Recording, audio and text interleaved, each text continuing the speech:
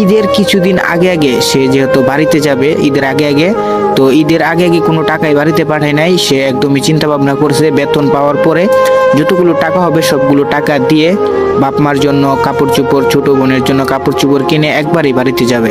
সে ওই নিয়ত করেছিল।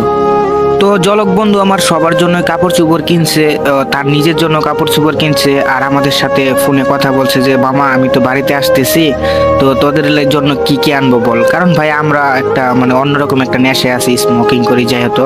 তো সে কিন্তু আমাদের জন্য মোটামুটি জিনিস আনছে আর কি, যে ও বুঝতেই তো পারতেছে। যাই হোক, তো এরকম আনার জন্য সে আমাদেরকে বলে আর কিনছিল, ঠিক আছে। তো যাই হোক, তো কাজ শেষে মানে ঈদের 2 দিন আগে কাজটা শেষ করে সে মার্কেট সবকিছু করছে কমপ্লিট।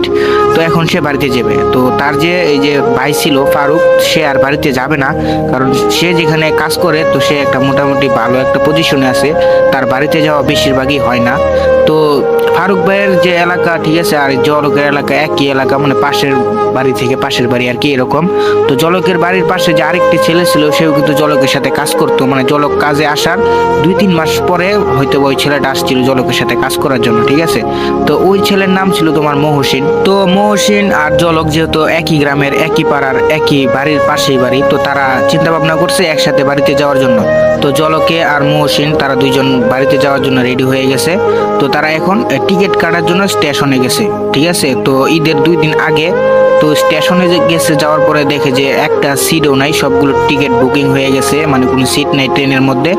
তো এখন তারা কিভাবে যাবে, ঠিক আছে। তো তো বাসে যদি ফেনী থেকে নেত্রকোনা যাওয়া হয় তাহলে অনেকটাই ভেঙে ভেঙে যাইতে হইব, যার কারণে অনেক যানজট, অনেকটাই প্যারা। তো জলক আর মহসিন ভাবছে যে তারা ট্রেনেই যাবে, যেভাবেই হোক ট্রেনেই যাবে, তাহলে রিল্যাক্সে যেতে পারবে আর কি। এত যানজট ওদের ভাল লাগে না, গ্যাঞ্জাম আর কি।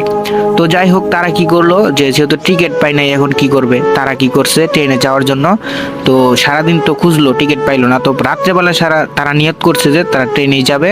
এর জন্য তারা রাত্রেবেলা রওনা দিয়ে দেয়, ব্যাগ টেক নিয়ে, টাকা পয়সা নিয়ে, সবকিছুই। তো তারা চিন্তা ভাবনা করলো ট্রেনের ছাদে উঠে চলে যাবে, ঠিক আছে। তো অনেকেই ট্রেনের ছাদে উঠেছিল ওই দিন। তো যেহেতু ভালো ট্রেন ছিল, মোটামুটি একটা ভালোই ট্রেন, লোকাল ট্রেন না, তো ওই ট্রেনের ছাদের মধ্যে বেশি মানুষ না উঠলেও ভিতরে একদম সবকিছু বুকিং, ঠিক আছে। তো ট্রেনে মোটামুটি প্রায় কত হবে ধরো তোমার 50 কিংবা 100 জন মানুষ এরকম ছাদের মধ্যে আছে, এক একটা বগিতে এক একজন। তো জলকরা যখন ট্রেনের ছাদের উপরে উঠলো, উঠার পরে ওরা ভাবছে যেহেতু এত মানুষ, তো আমি মহসিনকে বললো চল আমরা একটা কাজ করি, আমরা একদম পিছনে যে বগিটা আছে ওই বগিটার মধ্যে বসে থাকি। আর তাদের স্মোকিং করতে 1 প্যাকেট নিয়েছিল সিগারেট, তো ঠিক আছে। তো ওইখানে বসে তারা ফ্রি ফায়ার গেম খেলবে আর স্মোকিং করতে করতে চলে যাবে আর কি, মানে রিল্যাক্স, এরকম একটা চিন্তা ভাবনা। তো যাই হোক, জলক আর মহসিন তারা দুইজন ফ্রি ফায়ার গেম খেলতেছে ট্রেনের ছাদের উপরে বসে। আর একটু পর পরেই যখন সিগারেট শেষ হয়ে যাচ্ছে আবারও সিগারেট ধরাচ্ছে, খাচ্ছে। তো এইভাবে কিন্তু মানে অন্যরকম একটা ফিলিংস, তো ভালোই লাগে। তো যাই হোক, এভাবে কিন্তু তারা মজা করে করেই যাচ্ছিল। তো ট্রেনের মতো চলতেছে আর তারা তাদের মতো ফ্রি ফায়ার খেলতেছে ট্রেনের ছাদের উপরে, খুব ভালোভাবেই গেম প্লে করতেছিল। তো ট্রেন যখন এক স্টেশন থেকে আরেকটি স্টেশনে যাবে তখন কিন্তু একটু স্লো হয়। তো পরবর্তী যে স্টেশনটা, ওই স্টেশন থেকেই মানে 2টা ছেলে, ঠিক আছে, আরো 2টা ছেলে কিন্তু ট্রেনের মধ্যে মানে ট্রেনের ছাদের উপরে ওঠে। আর তখন এই থেকেই কিন্তু ঘটনা শুরু হয়। তো ওই 2টা ছেলে যেই বগিতে মূলত মহসিন আর জলক বসে আছিল ওই বগিতে উঠে নাই, তো ওই বগির সামনের বগিতে ওই 2টা ছেলে উঠছে। জলক আর মহসিন বিষয়টা খেয়াল করে নাই, মানে তারপরেও তো বোঝা যাচ্ছে যে খেয়াল হালকা হালকা করেছিল।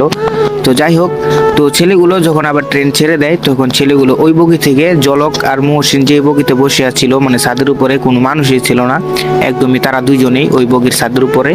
তো তারপরে ওই 2টা ছেলে কি করে, মহসিন আর জলকের কাছে আসে, ঠিক আছে। তো 2টা ছেলে, একটা ছেলের বয়স কত হবে, একটা প্রায় 19 থেকে 20 এরকম, আর একটা ছেলের বয়স হবে 14 কিংবা 15, ঠিক আছে। 2টা ছেলে, একটা বড় একটা ছোট। তো তাদের চেহারা সুরত দেখে বোঝা যায় তারা একটা মানে নেশাখোর ছেলে পেলে বা টুকাই টাইপের এরকম একটা ছেলে হবে। তো তাদের হাতেও কিন্তু ফোন ছিল, ঠিক আছে গাইজ।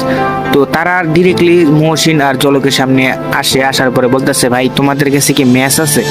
তো যেহেতু ওই পোলাপানগুলা সিগারেট খায়, যার জন্য এদিকে দেখতেছে যে জলকও সিগারেট খাচ্ছে, তো